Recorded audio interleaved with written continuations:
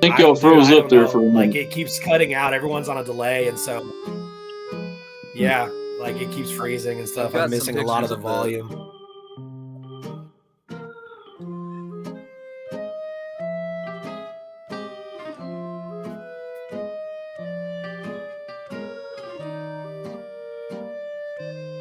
Are you able to see the ranch, Lucas?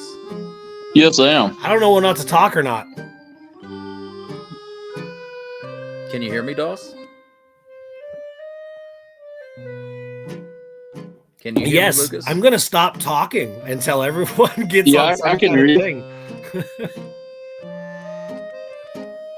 I feel like maybe Doss's internet's So we just have like, I think each time. It could be. Can you guys not hear me? Can you We're hear just me? going to blame it on DOS and go with that, I think. Can you, Yeah, it's the best policy. Can you hear me at all? We can hear you. We're I just can hear you, DOS. Can you not hear me? Yeah, we can hear you. Okay, I was asking you if you could hear me. I didn't know if you guys could even hear me. I just think the delay of the internet is really bad, and when you guys have three people, yeah, the delay just kind of runs over a lot. Yeah, I can see the photo. That's the Wilcox Brazil Ranch.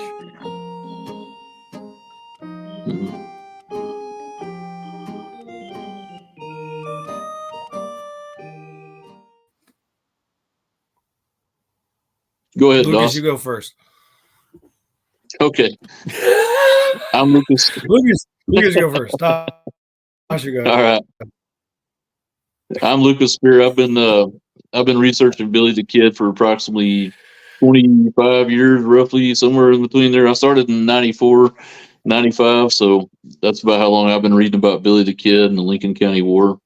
I have varied interests. I also study Bonnie and Clyde, Wyatt Earp, Tombstone history, and I work in law enforcement, and that's really all I got to say. That's where my interest comes from, is just studying outlaws and lawmen. I'm really fascinated by that stuff. And I am Van Doss. I go by Doss Boot, and I am a member of Billy the Kid's Historical Coalition. I got involved a couple years ago.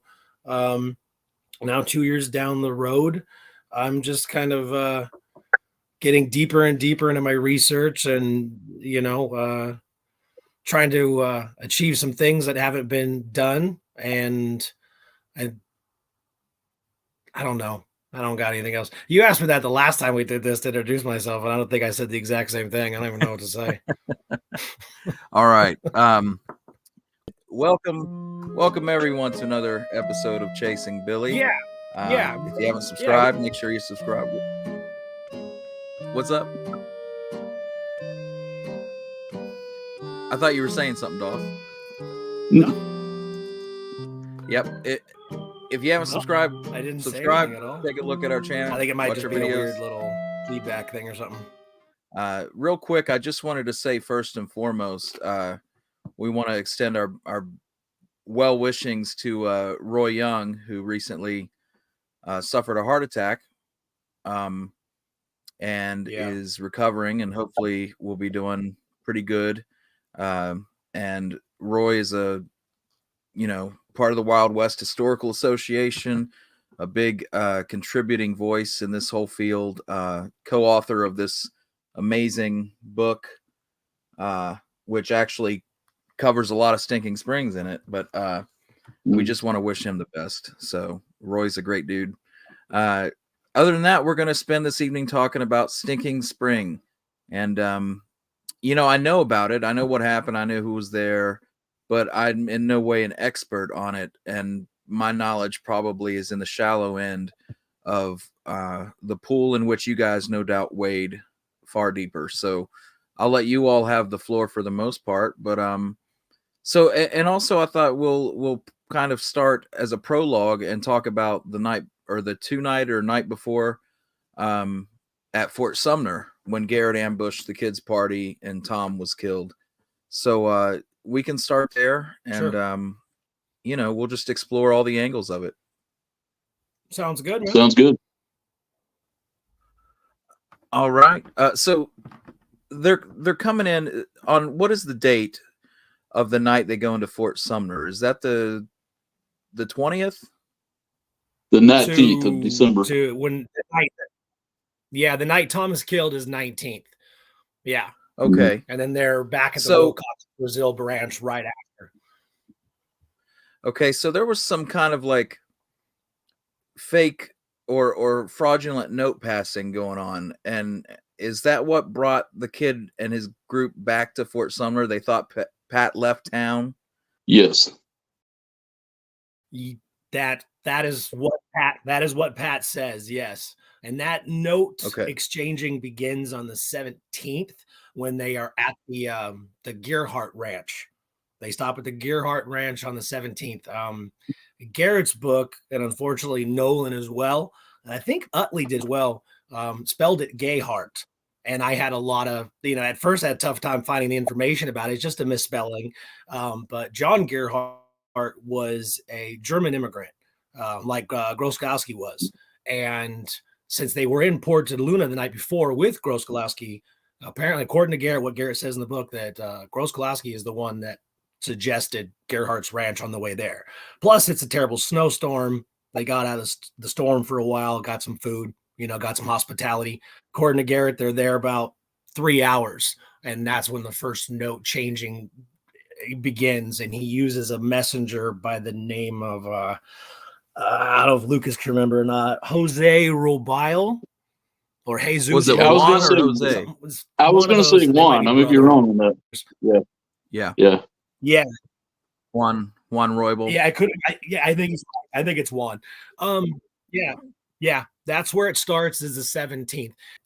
So Garrett lists Gerhardt's ranch in the book. He says it's 18 miles below Port Luna and about 25 miles above Sumner.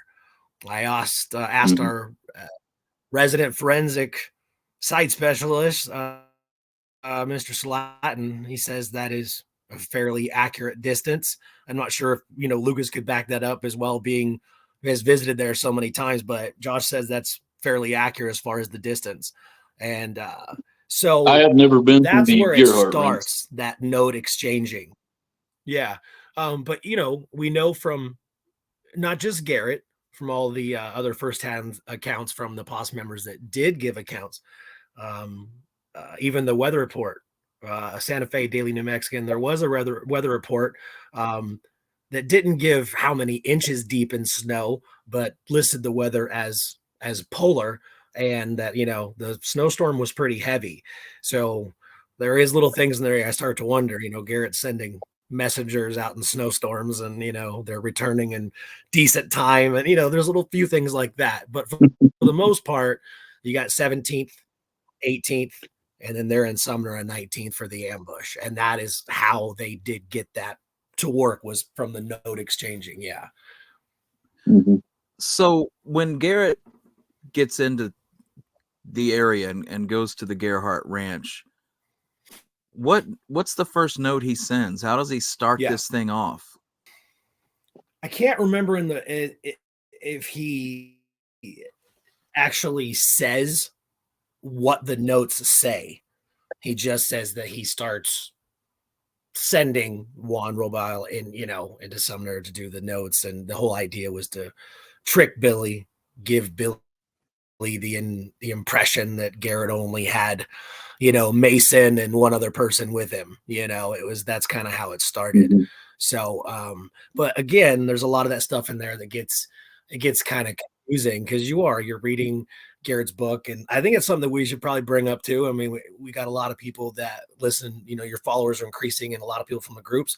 We know a lot of people voice their opinion how much they hate Garrett's book, and it's all lies, right? It's all lies. Well, if you believe Pat lied about something that happened on July 14th, most likely I feel like a lot of people believe, well, everything else he's saying has got to be BS too, right? Well, if you've really read that book, you can tell the differences between Upson and Garrett, and I know Lucas has read it enough times and he sees those differences. Mm-hmm. It's totally different. Yeah, Garrett's giving you basically telling you, this is what I accomplished as being sheriff of Lincoln County. I went here. I spoke to this person. Then I went to here. Then I went there.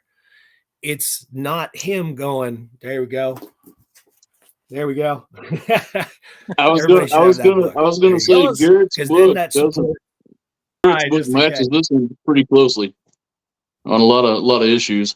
So okay, so what on the night of the 19th, I think Lucas said they've done some back and forth. You know, Billy and his folks have gone to the Wilcox Ranch, if I'm correct, and they're kind of waiting it out there. And Pat kind of sets it up so that it appears that they have left town, that they gave up their search and left town. And then that induces Billy and the boys to ride in and have a good time that night and hang out, maybe do some dancing. So tell us, you know, I know a lot of folks listening want to learn about history and might not be as brushed up on events. Tell us how that goes down. I think it's important to remember that when Garrett sent Juan Roybal out there with that note, he actually sent two notes, one to Mr. Brazil and one to Billy. And he told him to be very careful not to get those notes mixed up. So you can only imagine what the consequences would have been had that happened. So he obviously got the notes into the right hands, because we know that Billy and his gang, you know, rode back to Fort Sumner that night. Probably some of them were looking to drink some whiskey, find some senoritas, and like you said, just have a good time, do some dancing or something like that. Could you imagine mixing those notes up and the amount of trust that Garrett had to put into Juan? You know, I mean, I'm not sure how old Juan was at this point, but I mean, to give this guy two notes and to say, you know, basically implicitly say, I'm trusting you to do what I want you to do. And really, I'm at the mercy of that, because if they came in knowing that Garrett was there, they could have had the drop on him.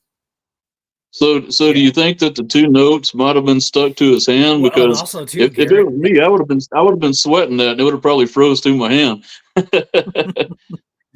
I bet Juan is walking into the Wilcox Ranch going, and you got right to left to Billy, right to Billy. Exactly. And then right when he gets up there, he freezes and he doesn't know what to do. He's like, oh. Well, I remember too, Garrett mentioned that what's his name? Brazil's beard, remember? Brazil's beard had icicles in it. Icicles, yep. From the snowstorm.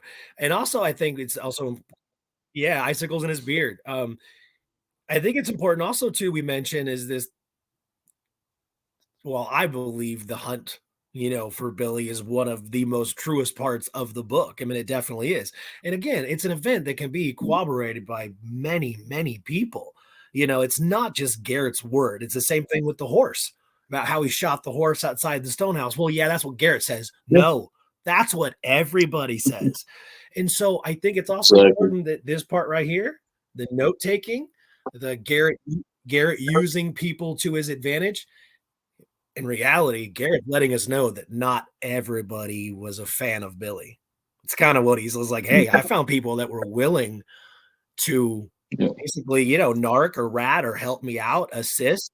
And a couple of these times, you know, he mentions that Juan Roybal he's known to Billy. Billy knows who he is. So yeah, it's a huge risk. But I think that's another thing to think.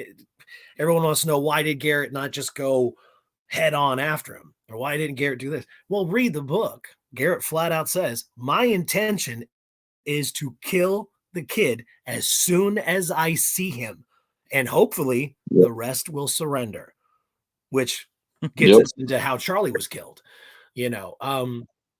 So, but as far as, if we were talking about how they came into Sumner on the night, like, Tom was killed.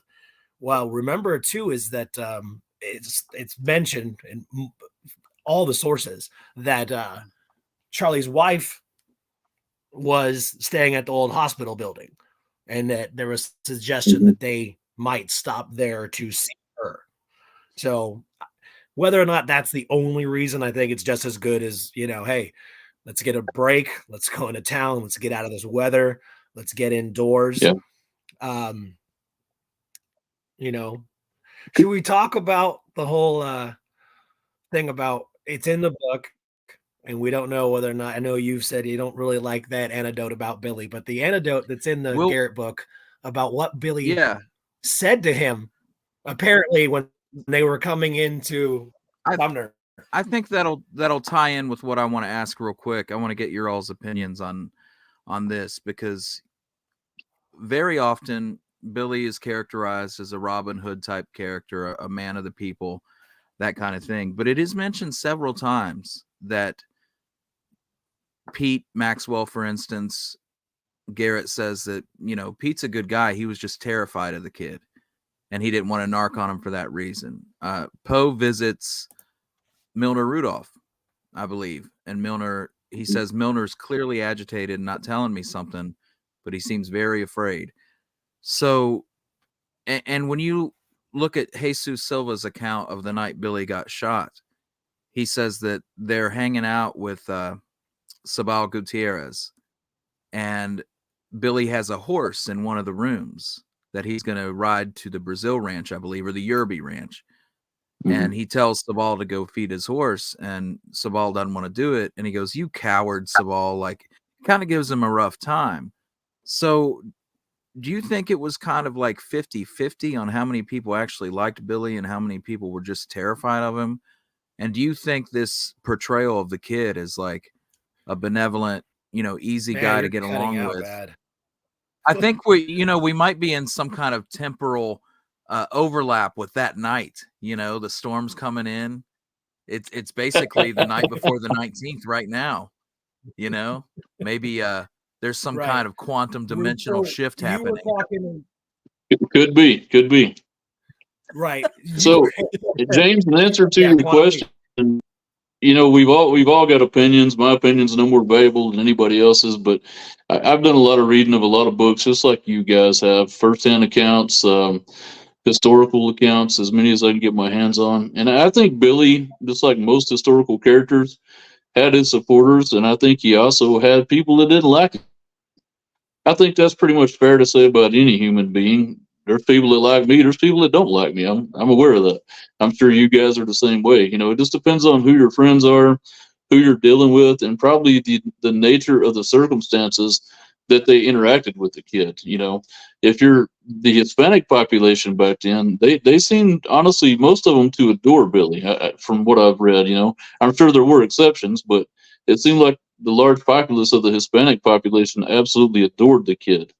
The ranchers, the Anglo ranchers, seemed to despise the kid for good reason. He was stealing their livestock. I think anytime a thief comes and takes your stuff, you're going to get pretty upset about that. So I think it just depends on who's being interviewed, as to what side they're on about the kid.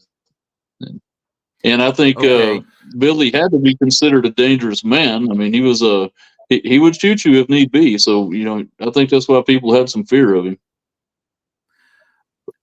Bouncing off of that, Doss, you implied this in your question earlier about whether we wanted to get into it. Do you think, in Pat's book, he says that Billy told him later that he suspected a trap, and that's why he kind of snaked to the back of the line under the pretense of wanting tobacco.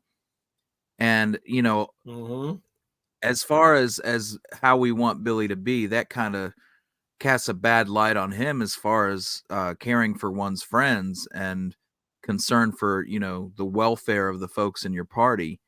But I gotta be honest, when I read it, I can't think of a reason Pat would fabricate that, and it doesn't feel like a fabrication the way he tells it. Of course, you can't tell. I'm not saying I have some kind of prophetic ability to tell when someone's lying in their book, but it kind of gnaws at me because I feel like that's not made up.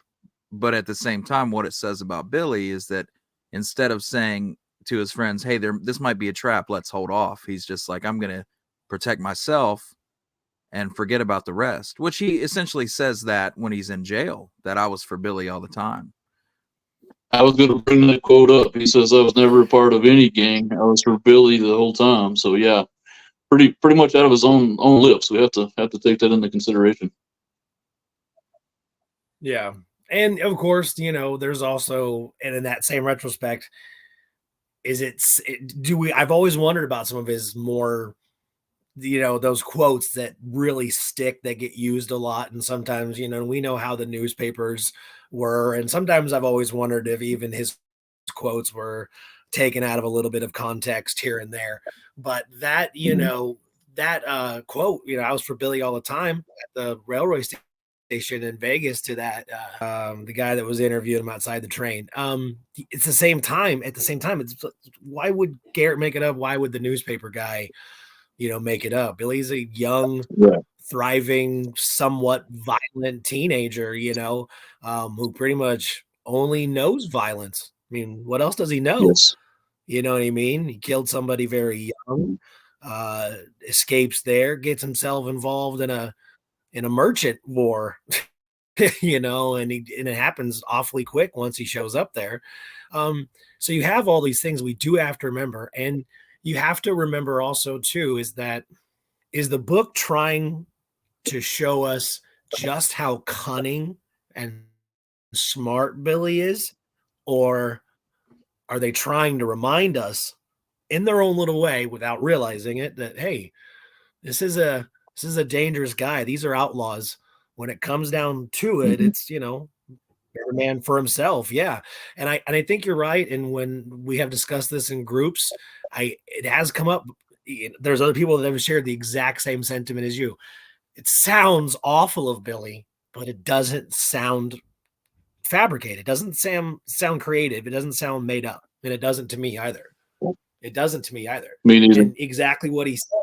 Yeah, exactly what he said was like, well, he told Pat, I sensed when we were approaching, you know, the old hospital building that we could be in some kind of danger. You know, and Pat says, well, what did you do? Mhm. They said, well, I wanted tobacco. And Wilson had the good tobacco. But Wilson was in the back.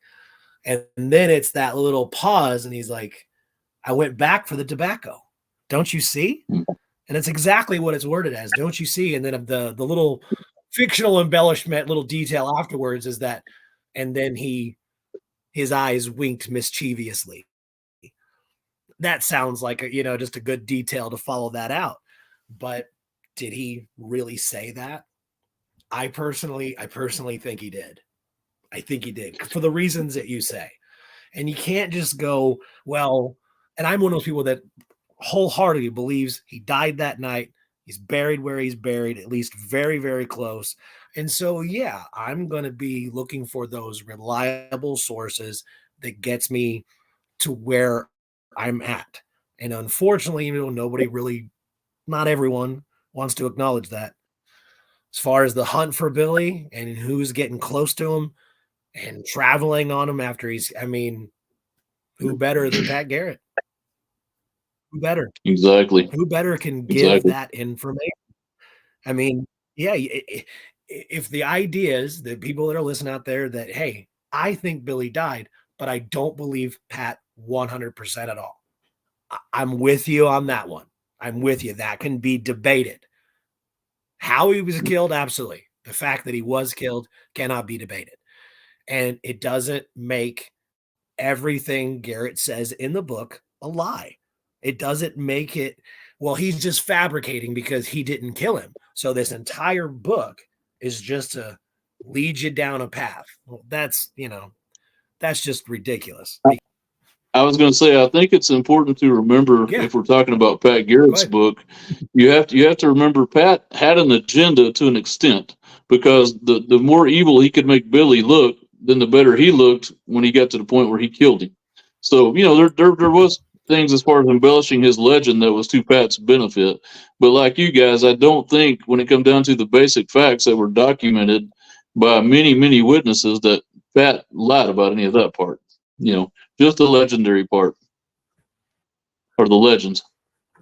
Yeah, and I kind of lean in the same direction as far as the tobacco comment. I do think Billy probably said that, but you know, we have to take into account it was such a different world then, that especially as an outlaw, you know, you're, whether for better or worse, the morality of it all, you're a cattle rustler and a man that has killed people, and Mhm. you're on the run, and the police are looking, the law enforcement of the time are looking for you. It wasn't anything like it is today, but you've got to take into account that the people you're running with and you yourself come and go and live and die on at the drop of a hat. And so it may not indicate that you're such a bad person so much as that's the only life that you know. And you can't be all in for your group because your group changes daily. People turn on one another. So, People make deals with the authorities to get off the hook. I mean, Beaudry had already talked to Pat about all this, and who knows who else has. And Yeah. so, we try to apply our ethics of what it means to be loyal and everything like that. But, in the off chance, Billy might have been like, I'm suspicious this is an ambush, but I'm probably wrong. We're just going to go have a good time. But still, I'm worried, so I'm going to drop back, mhm.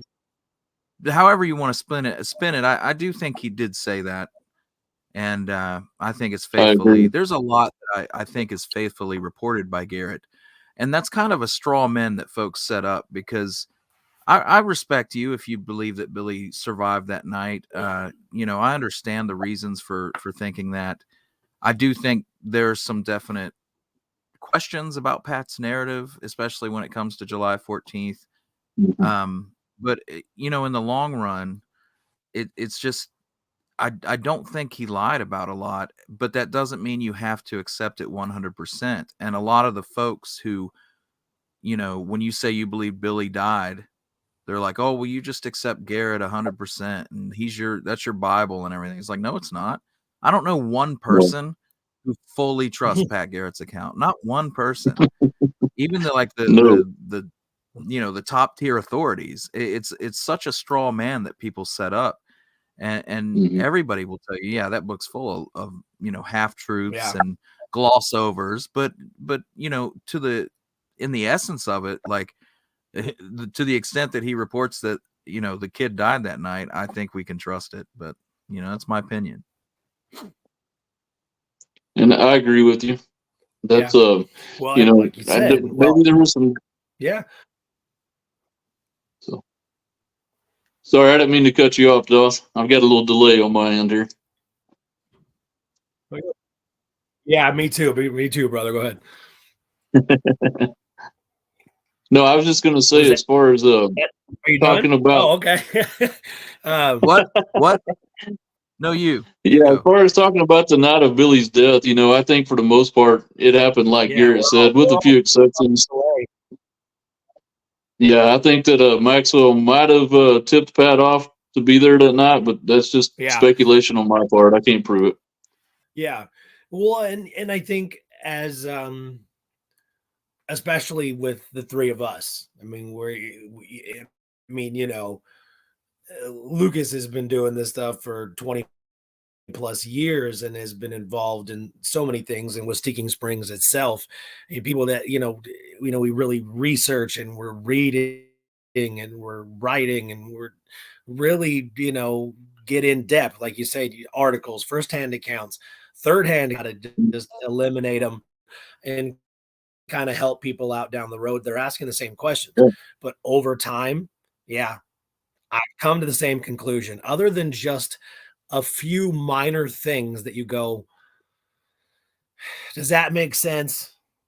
Would he have done this? Would he have done, you know what I mean? After a while, I Yeah. stopped I stopped even thinking that way because again, like you said, a lot of people that go, Garrett's a liar, Garrett's a coward, Garrett's a back shooter, Garrett did this, Garrett did that. You just accept him. I will never believe that BS story. Okay, why don't you believe everyone else who resided in Fort Sumner that night?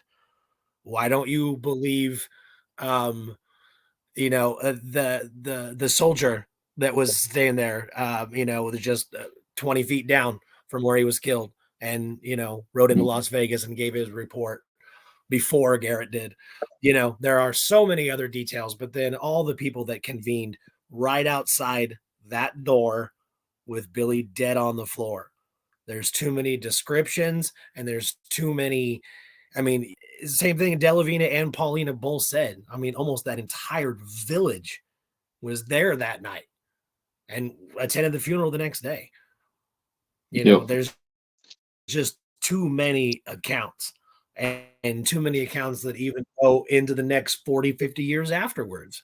And, you know, other than those little things like, you know, it's always still kind of gotten me that Paulina is one of the only ones of that crew, you know, the people that lived through it.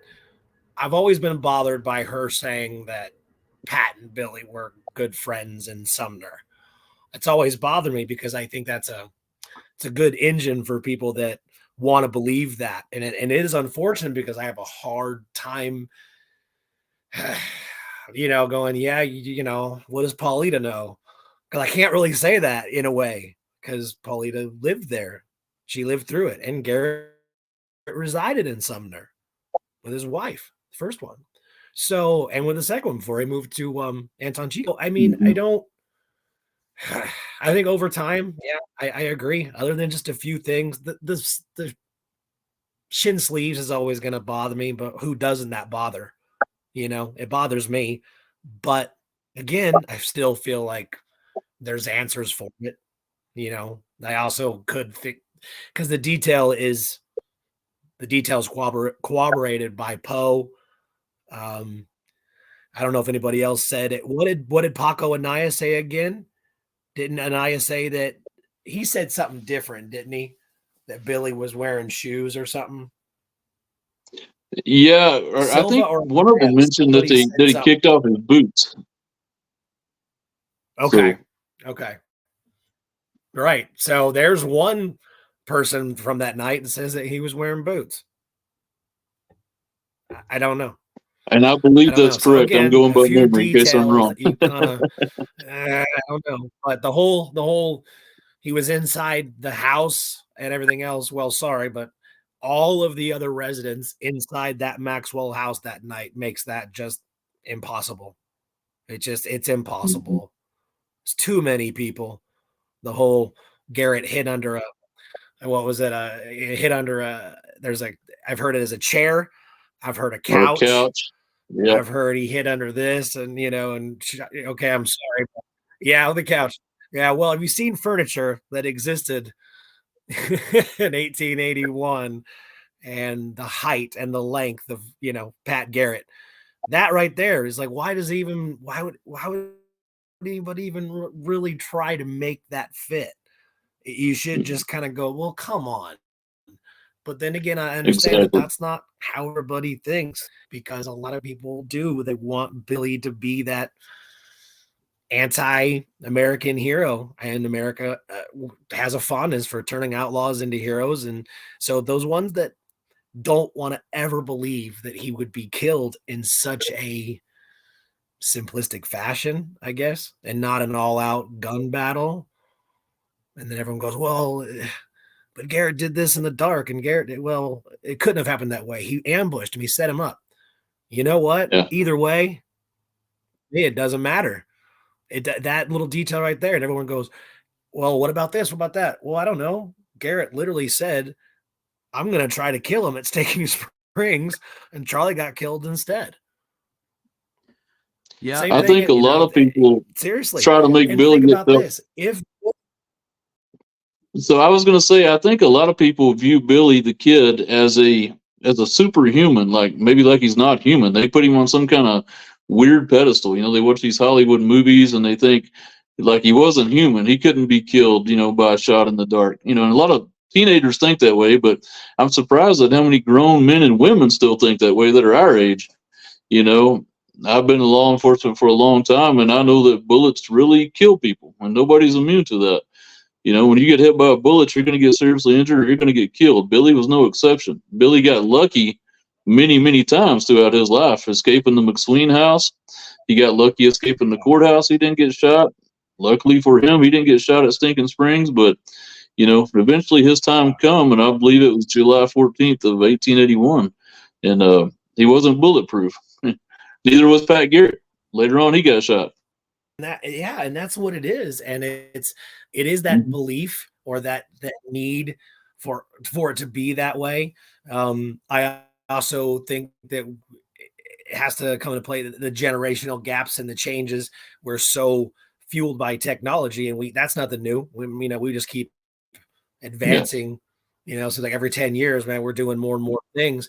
And I have said this before in comments and stuff in the posts, and someone will comment, well, I had read this here and I had read that here. And I always think in my head, well, where did they get that source?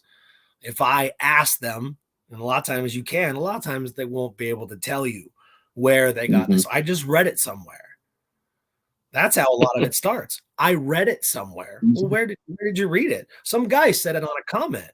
Oh, okay. Like, and that's the thing is a lot of times people, they want their opinion to be heard. That's fine. That's great. We all want our opinions to be heard, but it is different. Having a conversation about something that just didn't happen, and it's the same thing with Brushy. You know what I mean? No matter what is put in front of them, they're gonna find a way to go around it by saying, well, A, B, C, D, and I read this, I read that. That makes what you're saying not true. And then you just and so it goes. And so it goes. And yeah, it's right. I mean, people that do believe that he couldn't be killed. He couldn't be killed. And maybe it is the things that he's saying. Escapes the McSween house. When we really look at that text and the things that were going on, Sue McSween even said later on in the interview with J. Evans Haley that, McSween was depressed. He was despondent. He was just sitting there. He didn't know what to do. And Sue McSween said, Billy, he didn't slap him. But she said that Billy, shook the hell out of him. Like, come on, get with it. Yeah. We're going to escape. Get up. Let's go. But you're right. How does he not get shot? I think that's nuts. It's crazy when you think about what's going on, how many rounds were fired into the, at the McSween house. Even Billy thought maybe he was, man, I'm just kind of untouchable right now. I'm just getting out of all these, close encounters with the law and soldiers, or he was just a young teenager who had to be a man quickly. And he just, like a lot of people say, wasn't a bad guy, but a bad kid, just was dealing the cards that he was dealt with. And I think that too. He was looking for work. He found it. These guys are okay. They're treating me good, whatnot. And then, guy gets murdered, and then what teenager doesn't think that they're going to not live forever? Do you think, I mean, granted, it's just our opinion, but what was going on at that time? Murphy, Dolan, the Fritz insurance policy, everything. Is it even fathomable that Billy could even understand the level of all of this that was going on around him? I've always wondered about that. Or if it was just, I'm just a part of this group and I'm going to run with it. And, this is what you do. And, but again, is there truth that they were going to be paid? Would he have done it strictly out of loyalty for someone that he worked with for less than 10 weeks? Because that's another thing that we know. He was not with Tunstall very long at all before Tunstall was killed. I don't know. I've always wondered about that. So important people too. See, I look at guys like Murphy and Dolan and these guys are bad dudes.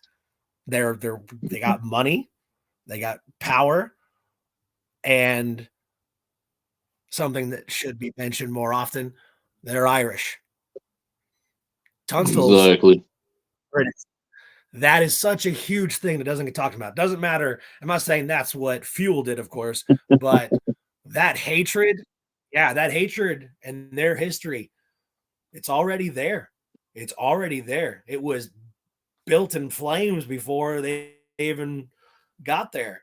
And I've talked about that. I wish someone would write like a really good book that really talks about, that whole Irish English history and why some of that needs to be discussed about these Irish immigrants who came over and then turned into soldiers for the United States, and fought battles, men that were injured, as well as men Catholic that became, versus Protestant. Brady was a major. Yeah. Absolutely. Such a big deal. Religion is huge, especially at that time frame. Absolutely. Yeah. So a lot of other things. I think Tunstall was going to be hated, period, because he was British. There's a Mhm. few sources, we've read them in some of the books that, you Yeah. know, Tunstall he wasn't accepted. They thought he talked funny and that, you know what I mean, and dressed funny and his whole approach to things. And I think the question about Billy wondering what he was stepping into, because I don't think Tunstall even knew what was, Tunstall completely underestimated that Yeah. entire situation. Up until the minute he was being killed, I still think he underestimated the situation. Like, why would these men shoot me? I seriously don't even know in that last minute, did he really think they were going to kill him or just scare him? You don't know. So I think Billy was just, I mean, look at all these events. Boom, boom, boom. They all happened so fast. So fast. Exactly. 5-day battle's over. He starts stealing cattle and just gets himself involved in a different scenario that, like Lucas had mentioned. And that should be mentioned too, is that remember, like Frank Stewart and those panhandle of Texas, they were coming over here because they wanted that stock back. They weren't coming over here to hunt Billy per se. They were coming over for that Texas livestock. That's what they wanted. Hmm. And he was stealing it from all the people you just don't steal livestock from, you know. No, you So didn't Well, do I don't that know. then No, or there you go. now. Both of you were gone there for a few seconds. this is one reason I love talking about Billy, because it's a subject we all Huh? enjoy, and it's like sitting around a fire talking. I can't hear anything. And Lucas, can you hear me all right? Yeah, I can hear you good. It's Whoa. your snowstorm, Doss. My thing is tripping out. But what I find Yeah. hilarious, James, you're frozen. it'll be fine in post. What I find hilarious about um this whole subject, kind of the other side of the coin for that, is we came here to talk about Stinking Springs, and it's been 46 minutes, and we haven't even gotten through with the night Tom Folliard was shot. I Hey, it's know. all I good knew as long that as would we're talking happen, but about that's all Billy. right. That's all right. Yeah, exactly. That's what this is anyway. We're talking about Billy. And we were talking about that, yeah, actually before the recording came on. Before the recording came on, I was telling James, like, it's so tough, man. 2 years go by, 3 years go by, you get deeper and deeper in research, and you're like, I think I'm getting really up to par in my knowledge.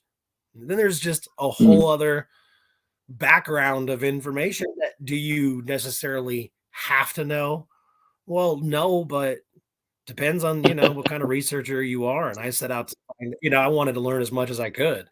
I got stuck on the Gayhart Ranch. I'm like, Gayhart Ranch? Like I've never heard of that. And I'm asking people and I'm like, oh, you mean Gerhardt Ranch and Gerhardt Valley?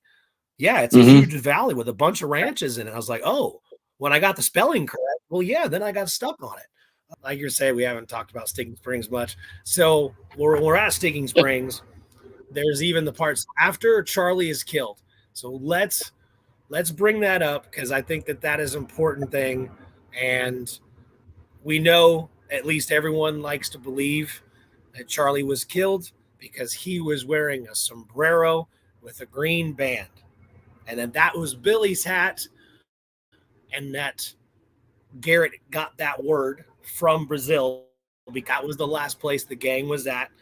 And Brazil had told him that they had left the ranch, showed Pat where their trail was. He easily followed their tracks in the snow. Remember, Garrett knows the area too. He knows where Stinking Spring is. You know what I mean? Like most people are probably going to know where that Mhm. stone house is. And so let's talk about that though, because I did that article that's on the coalition website, and we posted in the group. And I deeply researched as much as I possibly can, and the sombrero with the green band is totally fictional. It's totally fictional.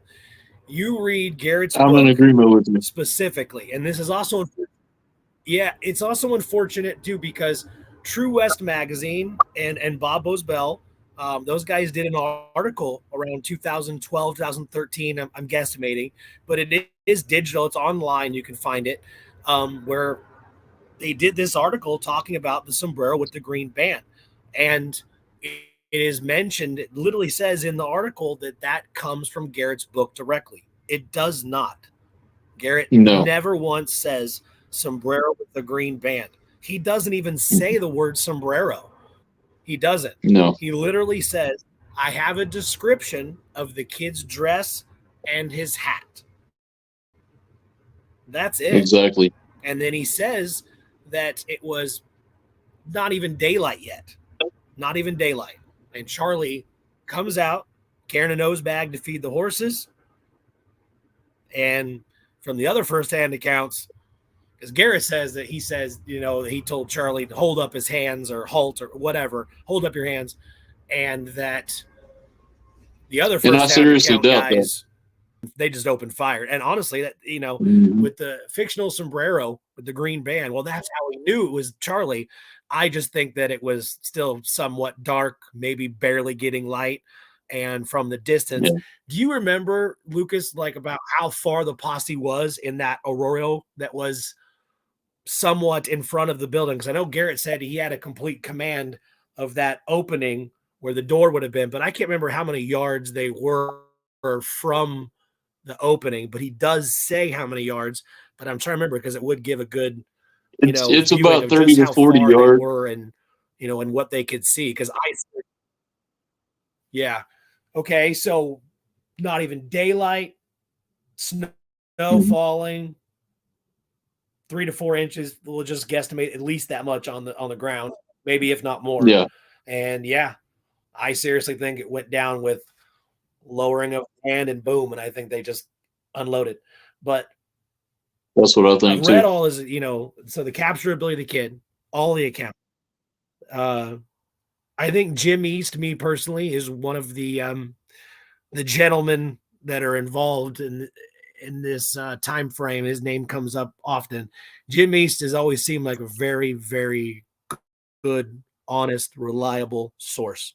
He always has been. Yes, he does. Even the man that he becomes in life. Yeah. So you've got East, who I find to be reliable, but I mean all of them. East, Mhm. Boozman, Frank Clifford, Frank Stewart, Charles Cowpoke. Frederick Rudolph, the Los Politos book. Nobody says anything at all about a sombrero with a green brand. The newspaper Nope. articles about his capture. There's one, yeah, there's one that says that apparently Charlie was killed because he was wearing a hat similar to the one Billy usually wears or had been wearing. Doesn't say Yeah. sombrero, doesn't say Mexican hat. There are lots of different styles of Mexican hats, especially during that time. Hmm. So, Yeah. granted, you could think if he had said this, you could assume sombrero. Garrett never says sombrero. And I think it's an important detail because it proves he said, I'm going to kill the kid and hopefully the rest will just surrender. We'll surrender. He Yep. saw the body type. Who knows? Maybe they only saw Charlie like shadow. Yeah, maybe that's all they really saw was just darkness. But the figure, if the hat was similar and 30, 40 yards away, did they really see that there was a green band and a Well, hat? let's Like, I back mean, up again, there. but nobody says that. We were just talking Nobody. about Tom O'Foyer's death. When Yeah. those guys rode into Fort Sumner that night, they didn't really give him much of a chance in either. They assumed it was Billy's gang, and some accounts said they hollered halt. They opened fire that night too, just at the gang coming in. I don't think they hesitated too long, and I don't think it was any different at Stinking Springs. I think, like you said, they wanted to put the kid down. They figured everybody else would surrender. If somebody else got hurt or killed while doing that, I honestly don't think they were too concerned about it. As far as the lawman goes that were there. Yeah, absolutely. And then that even gets twisted and convoluted into Garrett's a coward for doing that. you know, and then maybe do you think, well, should he have just tried something else to try to capture him? And then, like in that scenario, I don't know. I don't know. But again, if you've really read the book and everybody that has the very anti-Garrett attitude, if they're coming out saying, well, Garrett did this in his book and Garrett did that, most of that stuff is just not true. It's not true. You just, got to really read those details. And that's unfortunate. And that's something that I think everybody should be a stickler on. And I've been caught like that too with Juanita Garrett, post that I did. You know what I mean, man? I followed two other sources that were very reliable sources, and they, turned out to be wrong. And it happens. You just got to be careful because, like we've said, it's so intertwining. These people have connections with so many people. They're related to these people. They're married to this person. That person's cousin was with that person. So every time you try to learn more, there's even more. Yeah, there's even more to learn. And I think a detail like, he's wearing a sombrero with a green band, it just carries. The detail carries for years and years and years, and that's what people believe. I've never written a book on Billy the Kid, but like you guys said, I've been reading about him for 20 plus years. And a while back in 2021, I believe it was, I put up a video on YouTube that actually shows a tour of the Stinking Springs location. And I will go on record and say, I think I made the same mistake in my narration there by mentioning the hat that he was wearing. I think I might have said it was a sombrero because it may have been you, Doss, or Josh, or one of you guys that pointed that out to me, that there's no firsthand account that says it was a sombrero. And I did a little more research once one of y'all pointed that out to me, and I'm in agreement. I can't find it either. So, I'll hold up my hand and say guilty and apologize for saying that on that video, because we all make mistakes sometimes. But that's why we're all trying to come together to learn, to study these facts and to try to correct misquoted legends and misconceptions that are out there. Well, and that's I think that's a good place to end the episode on. We're clocking in at about an hour. I don't want to take up y'all's evening. But I do think we should probably do this over a few episodes, seeing as how far we got tonight. And maybe the connection will be better in future episodes. Because I do think the snow in my area and Doss, I don't know, Lucas, if you've got it down there, but it's snowing here too. And I think that's messing with this connections all around. But one thing I want to say is that's the great part about history, and when you're researching history, there's no crime in getting things wrong or in finding out your source wasn't correct. I think the crime is in not being willing to change your narrative once you get better or new evidence. And that I wish that folks could be able to see that there's no shame or you don't lose points for being wrong. You lose points for being stubborn. But I do want to say, with that in mind, that I'd like to talk next time about how I don't think Tom Follard or Charlie Beaudry really died. And my reason for that is because there's no pictures of their body, and that was a common practice at the time. Hey, I want to be back for that episode. Right? I mean, isn't that the argument? Exactly. Well, Yeah.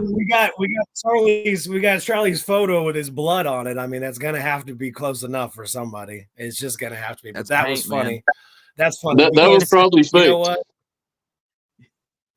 Yeah, that's fake. That's not him. That's not him. But and that's I think that's the interesting thing about the photos. I mean, even with all the photos that people throw up, I know everybody wants to really believe that. I know, but again, it's the attention to detail, and in text, articles, firsthand accounts. It's usually when just using that to your knowledge can kind of debunk and disprove photos pretty quick, because you can go, it looks like him, but you got to place him where the photo was taken.